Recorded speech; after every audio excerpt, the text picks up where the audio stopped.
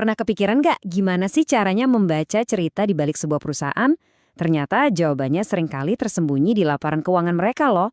Nah kali ini kita akan coba bedah bareng-bareng cerita finansial sebuah perusahaan dengan cara memahami dua konsep yang sebenarnya simpel. Apa yang mereka miliki untuk hari ini dan apa yang mereka bangun untuk masa depan. Jadi pertanyaannya sederhana aja. Gimana caranya kita bisa tahu apa saja yang dimiliki sebuah perusahaan dan bagaimana mereka menjalankan bisnisnya hanya dengan katakanlah melihat deretan angka?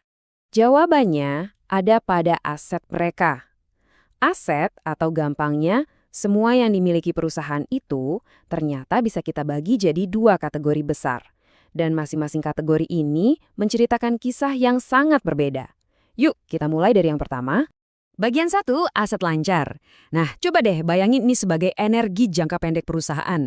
Semua hal yang bakal mereka pakai atau ubah jadi uang tunai dalam waktu kurang dari setahun.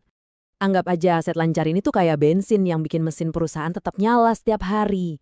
Ini adalah sumber daya yang terus berputar, muter terus buat menghasilkan pendapatan.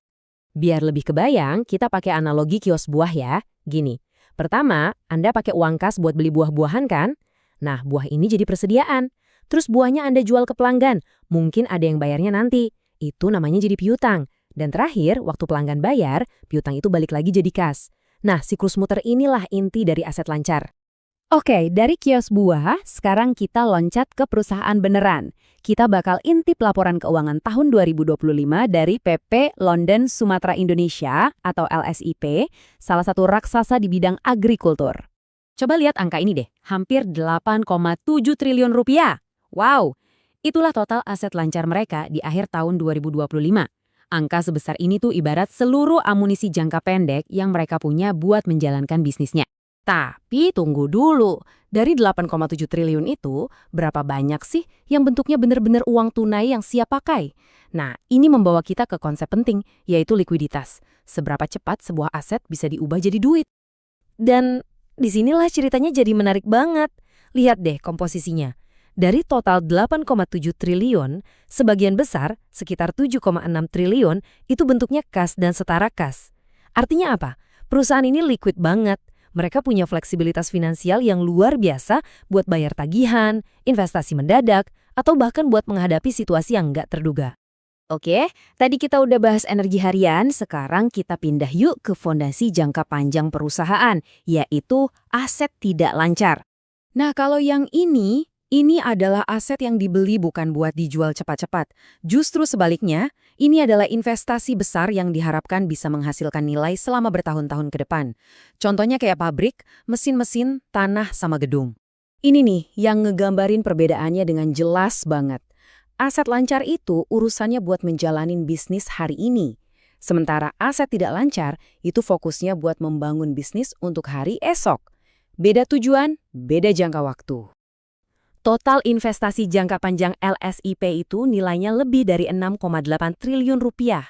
Angka ini seolah-olah nunjukin komitmen mereka buat pertumbuhan di masa depan. Ini tulang punggung operasi mereka buat tahun-tahun yang akan datang. Dan sebagai perusahaan agrikultur, kira-kira apa aset jangka panjang mereka yang paling penting? Ya tentu saja, tanaman perkebunannya. Nilainya aja lebih dari 2,4 triliun rupiah. Inilah mesin utama mereka yang bakal terus-terusan menghasilkan panen dan tentunya pendapatan di masa depan. Oke, kita udah punya dua angka penting nih, aset lancar dan aset tidak lancar. Terus, apa artinya kalau kita bandingin dua-duanya? Apa yang bisa kita pelajari dari keseimbangan antara keduanya? Slide ini menunjukkan gambarannya dengan sangat jelas. Aset lancar di sebelah kiri jumlahnya lebih tinggi daripada aset tidak lancar di sebelah kanan. Ini bukan sekadar perbandingan angka loh, ini adalah cerminan dari strategi finansial perusahaan itu sendiri. Nah, ini poin kuncinya. Karena aset lancar mereka lebih besar, artinya LSIP ini punya posisi modal kerja yang kuat banget. Modal kerja itu, bahasa sederhananya, adalah uang operasional yang tersisa setelah semua tagihan jangka pendek dibayar. Punya posisi modal kerja yang kuat kayak gini, artinya mereka leluasa banget buat menjalankan bisnis sehari-hari tanpa perlu pusing soal kas. Jadi dari semua obrolan kita tadi, apa sih artinya buat Anda? Yuk kita rangkum jadi poin-poin penting yang bisa Anda pakai waktu ngelihat laporan keuangan perusahaan manapun.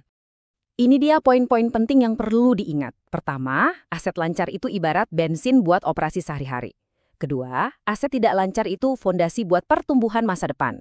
Ketiga, perbandingan keduanya itu bisa ngasih kita bocoran soal strategi dan stabilitas perusahaan. Dan terakhir, kas itu adalah raja, karena itu yang paling cair dan ngasih fleksibilitas. Nah, sekarang Anda udah bisa bedain kan, mana aset buat hari ini dan mana aset buat besok. Memahami perbedaan simpel ini aja udah jadi langkah pertama yang keren banget buat membaca cerita keuangan sebuah perusahaan. Ini bukti kalau setiap angka itu punya makna. Pertanyaannya sekarang, cerita apa lagi yang mau Anda ungkap?